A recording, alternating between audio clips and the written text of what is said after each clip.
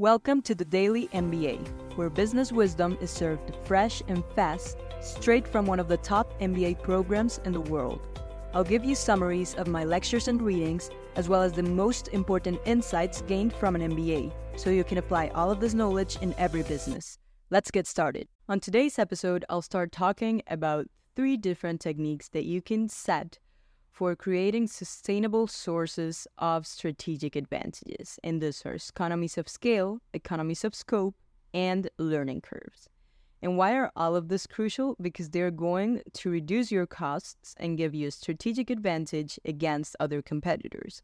Because remember, in one of my first strategy episodes, I told you, the only way of achieving a sustainable strategy is either getting lower costs than your rivals, and therefore they won't be able to match them, or doing something that your rivals can't do.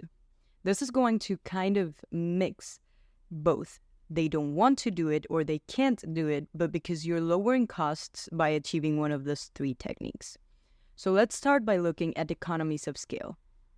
In economies of scale, it means that the average cost per unit produced is going to fall as I produce more quantity of that same product. So that's true because if you have a big factory and you start producing more and more of one product, this is going to lower your cost. And so one of the pros of this approach of economies of scale is that your rivals can't match your lower costs. And this is going to protect you from competition against you, as it's going to reduce the amount of rivals that you are competing with. But also, it's going to increase competition for you. And why is this? Because suppliers are all going to be begging to be on your part, because they all want to achieve a very good contract that's promising this huge amount of quantity. Let's imagine Walmart or Costco. All of these suppliers are dying to be their suppliers specifically. So you can also get better terms with your suppliers if you manage to get economies of scale. So this seems perfect. Why wouldn't you do it? Why wouldn't you set up big production factories of just one single product? Basically because it makes a firm slower to technical change adoption. And this may also generate eventually a concept that's called diseconomies of scale, which I explained a bit better in my economy episodes. But this means that you get diminishing marginal returns, but putting it in non-economic terms, it's that the more I make of a product, the higher the costs are going to be. And this may be due to bureaucracy costs or the lack of information sharing, or even maybe because of regulations. So after you've reached a limit, it's usually going to start costing you even more to produce a little bit of that same good. So you don't want to surpass that threshold, but also the more you produce, the more stuck you might be with producing that thing. So be careful, because economies of scale may be dangerous if you're in an environment with high technical change adoption. Second option is going to be economies of scope. And this one sounds a little similar, but here the average cost of operations will fall as I produce more products. So we're not talking about a bigger quantity of one product, but having more products that are complementing each other. And so one of the pros of this approach is that multi-product firms can create more added value. And also this is going to improve their cross-selling advantages, because willingness to pay for one user may increase when you're offered 2 products together instead of separate. An expert on this, for example, would be Disney. And Disney has lots of economies of scope. And also what you can think of is that there are shared fixed costs, such as the brand, the R&D, the coordination, and all of this is going to increase the competition for you, because buyers and also suppliers are going to be bidding to make a better contracts with you. So how can we look at this into a Disney example now? Let's take, for example, Frozen, the film. Disney got up Frozen, but they also have Frozen t-shirts or Frozen DVDs and songs or sing-alongs, and then they also have the little dolls of Frozen, and then you have the costumes of Frozen. So all of this, it's going to have shared fixed costs, such as the marketing of the movie, and then you can just bundle up everything, and this is going to diminish all your other costs of production because it's increasing coordination, it's improving your R&D. You don't have to do any extra work for getting out these new products, so they're complementing each other. So what are some bad things of this approach? The economies of scope make the firm more vulnerable to reputational damage because now you have different things inside the same firm. And as well, you might get to diseconomies of scope. So this ones would happen when you have a lack of complementarity in all the products that you're offering. So it's not Disney's case, but if you try just selling so many things together and they're not very well complemented, you might get the other opposite direction. And then people are not going to increase their willingness to pay. They won't buy any of the bundled up things or more products because they don't want what you're offering. So you have to be careful with this economies of scope or probably the reputational damage. So the third possibility for reducing costs might be the learning curve. And this is a concept that was designed by BCG, Boston Consulting Group, and it's implying that the average costs of operations will fall as your cumulative quantity ever produced rises. So this is going to be not regarding how much you're producing now, but how much have you ever produced or learned in the past. And so learning curves, you might hear this concept everywhere, but why do costs fall when you have more experience? Basically, because your workers' expertise is going to be rising, your organizational processes are going to improve, and you can better start using technology or products or making better adjustments or even getting to a better mix of capital and labor. I think I don't need to explain to you why learning is such important in improvement because if you're already listening to this episode, you believe in that. But if you want better facts, all of the companies actually get better and lower costs after learning how to manage their own business. So learning curves you can think of them as a way of endogenous sunk costs because you spend resources today to lower your costs or improve willingness to pay in the future. And this is what me as an MBA student, I am doing, and all of the other MBA students are doing. We spend some money today in order to lower our costs in the future, let's say, or improve the willingness to pay. In my case, it would be more increasing the willingness to pay because other people are going to want to hire me more.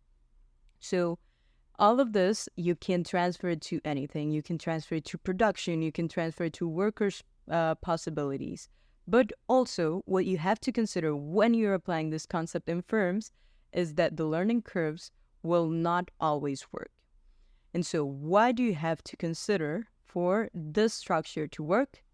First, that the industry requires a learning curve because not all of the industries might require it.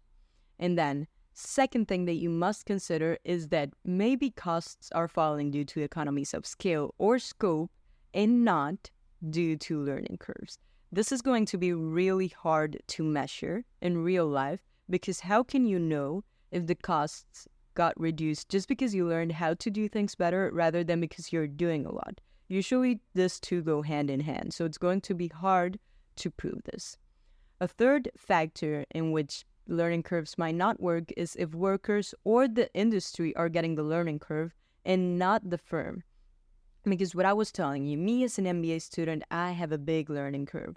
But a company is going not to be exactly benefited from this because I am the one with the power here. So if workers are the ones with the learning curve or the entire industry, let's say of battery production for electric vehicles or stuff like that, if things start improving in the industry as a whole, this is not benefiting the firm because everyone is getting that possibility of cost reduction, not specifically this firm. The fourth factor where learning curves might not always work would be if the learning curve is not very steep, because any firm could get access to it very easily just by starting operations. The steepest the learning curve, the harder it will be to get to the top, but then you can relax more because it will be very hard for other firms to get to where you are. Another factor would be that workers might forget and they might go back to where they were. So what if you were going up that learning curve and then all of a sudden you're going back down? If you start forgetting all your processes, which might come with high rotation or things that may make the company lose its knowledge, this is going to back the company down from the learning curve.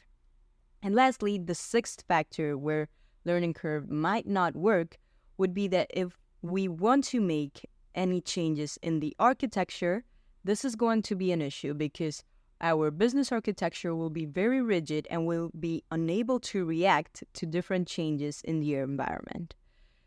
So what we have to consider, and this is a related topic, is the product life cycle. So in the product life cycle industry, there is no point trying to enter as a new firm if you didn't enter early, because there is an entrenched learning curve in this product life cycle. So how can you determine if the industry you're working in has this type of product life cycle thing?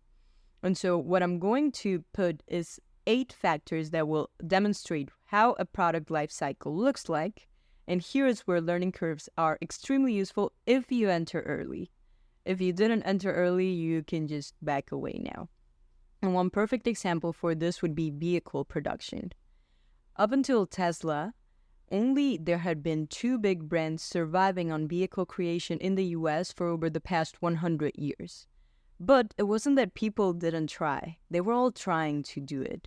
But the learning curve got too steep because of this characteristics of the product life cycle. So first thing, it's usually a new industry and you have lots of entry from different people. And the learning curve is going to look a bit like an S. So it's going to be very flat at the beginning, then very steep, and then very flat. So all of these entrants are at the beginning, they're good, and they start seeing this learning curve, they're going to try to adapt. Third step is that you have lots of product innovation. People are trying to do whatever. It's making sense, so qualitatively different things, different designs, all of these new features, they're trying to advance in the learning curve, and it's like a contest of who is going to reach there first. Then, as a fourth measure, a dominant strategy emerges with very specific features. And now people are saying, this is how it should look like. And this company that designed it, it's going to start going up in that learning curve while the others try to adapt. Then, the ones that are experienced will start learning very quickly, and this will start opening up a huge gap between those who could do it and those who didn't. And now, you'll see an industry shakeout, which means many will go out of business. It's going to start shaking, and only the firms that were learning fast and managed to go through the learning curve are going to be the ones that will survive. The rest will go out. And so, as a seventh process, the ones that survived are going to be the ones that learned and they got to the end of the learning curve. So lastly, the 8th one is that in the absence of major technological shocks, this industry is going to be pretty stable. And so these companies can stay there up until an S starts again. So if you are facing an industry that has this product life cycle characteristics, you have to be careful, because either you're the first entrant over there and you're learning very fast, or you shouldn't even try entering. All of this because of the learning curves.